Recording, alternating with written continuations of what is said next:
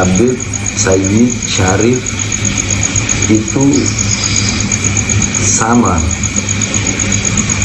Semuanya ini adalah gelar yang disandingkan kepada dzurriyyah Rasulullah. Cuma bedanya,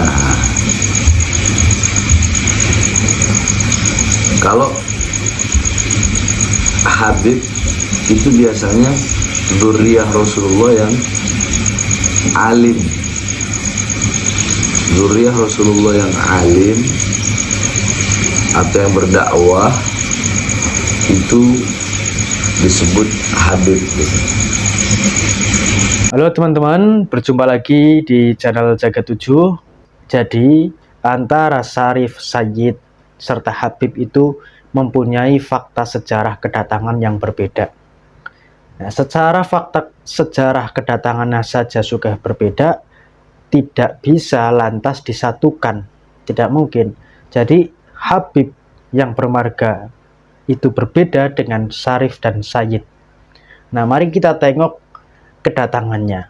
Tahun 1700-an itu para Sayyid, para Syarif yang berada di tanah Hijaz, Mekah, Madinah itu dibantai oleh para kaum Wahabi, dan pusat pembantaiannya itu di Karbala.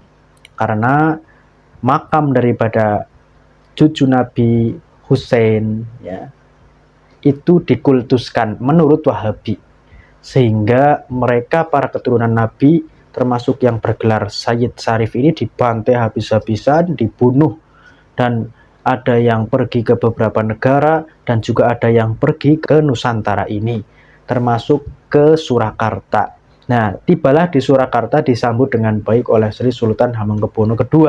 Nah, Sultan Hamengkubuwono II ini adalah kakek daripada Pangeran Diponegoro. Nah, kemudian Sayyid Syarif ini ditempatkan di tanah dan diberikan tanah oleh Sri Sultan Hamengkubuwono II, tepatnya di Yogyakarta, yang disebut sekarang terkenal daerah Sayyidan. Nah, itu adalah daerah dan tanah tempat di mana Sri Sultan Hamengkubuwono II memberikan tanahnya kepada Sayyid Syarif yang datang dari Hijaz untuk ditempatkan di situ, menikah dengan putri pribumi situ.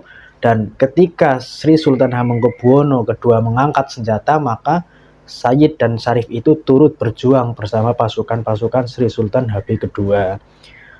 Mereka berjuang, mereka berada di belakang Raja Mataram yang kedua waktu itu, dan mereka tidak lantas berdiam diri di rumah, tidak lantas menjadi penonton, tetapi ikut serta membantu daripada Sri Sultan Hamengkubuwono II itu.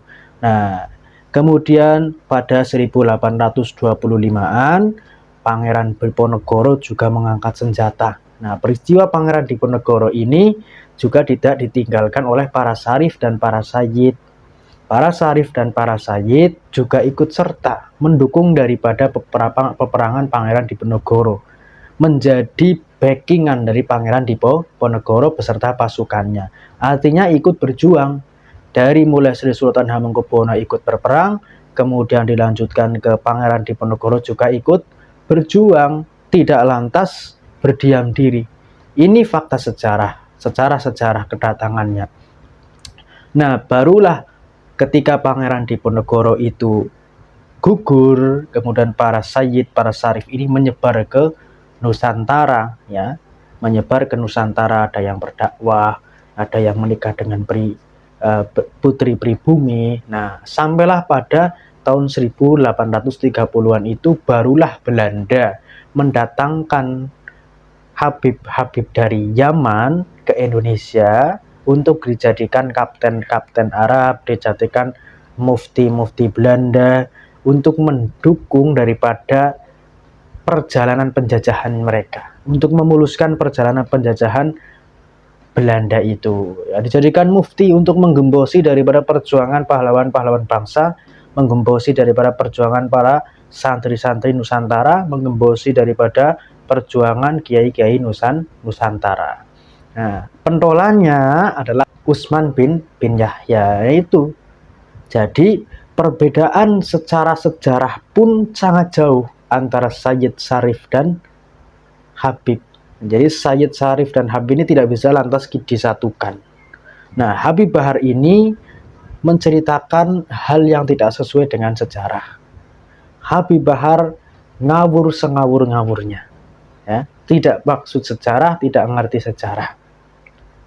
Karena saya juga tahu mereka kaum Alawi juga bingung mau mencangkokkan nasab ke Nabi Muhammad terputus, mencangkokkan ke Wali Songo tidak bisa.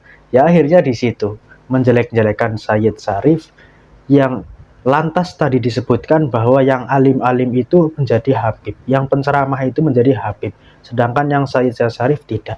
Ini ngawur sengawur-ngawurnya, tidak tahu sejarah.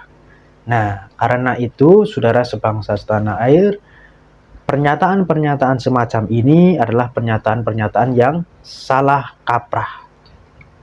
Kita juga sadar bahwa klan Ba'alwi ini sedang dalam kebingungan. Itu tadi, mencangkokkan kemanapun juga tertolak. Nah, artinya mendekati kebenaran yang benar-benar hak ini Allah tunjukkan bahwa klan Ba'alwi menjadi fakta sejarah gagalnya kolonial Belanda dalam menjajah bangsa Indonesia menggunakan Habib ini. Karena kan pemikiran Belanda untuk menggombosi umat Islam di Indonesia harus ditetangkan orang semacam seperti Arab supaya diikuti, dikira zuriat Rasulullah, dikira zuriat Nabi, sehingga mereka akan tunduk kepada zuriat Nabi ini. Walaupun faktanya fatwanya menyesatkan, menggembosi daripada perjuangan bangsa dan negara Indonesia. Nah, produk gagal klan Ba'alwi ini sudah mencapai titik temu bahwa mereka berada dalam titik kebingungan. Mereka berada pada titik lautan fakta bahwa mereka selama ini nasabnya terputus dan bisa dikatakan mereka adalah produk gagal dari kolonial Belanda, bisa dikatakan mereka adalah suatu perusak bangsa dan negara Republik Indonesia, memalsukan nasab, kemudian memalsukan makam, memba'alawisasi tokoh-tokoh bangsa. Nah, sekarang mau merendahkan daripada Sayyid dan Syarif, mau menghilangkan daripada Sayyid dan Syarif. Ini sangat berbahaya, perlu diwaspadai. Terima kasih. Assalamualaikum warahmatullahi wabarakatuh.